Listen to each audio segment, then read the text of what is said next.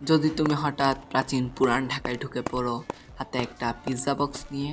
Minute 1, গন্ধ দ্রুত ছড়িয়ে পড়ে অচেনা রুটি আর গলে যাওয়া চিজ দেখে মানুষ জড়ো হতে শুরু করে। মিনিট 10, সবার চোখ তোমার দিকে, কৌতূহল ধীরে ধীরে সন্দেহে বদলে যায়, এটা কেউ চিনতে পারে না। ঘন্টা 1, কেউ এক টুকরো খায়, মুখের অভিব্যক্তি অবাক থেকে লোভে বদলে যায়।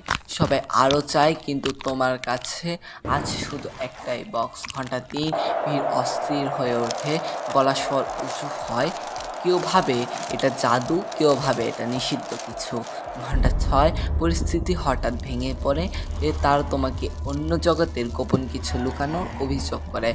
দিন 1, তুমি চারদিকে থেকে ঘিরে পড়ো, পিৎজা শেষ, কিন্তু যে ক্ষুধা তুমি সৃষ্টি করেছো সেটা শেষ হয় না। দিন 2, শহর জুড়ে ফিসফিস ছড়িয়ে পড়ে তোমাকে নিয়ে, সে অদ্ভুত খাবারের মানুষটাকে নিয়ে। শেষে তুমি শুধু পিৎজা আনোনি, তুমি এমন এক আকাঙ্ক্ষা এনেছো যার জন্য ইতিহাস কখনো প্রস্তুত ছিল না।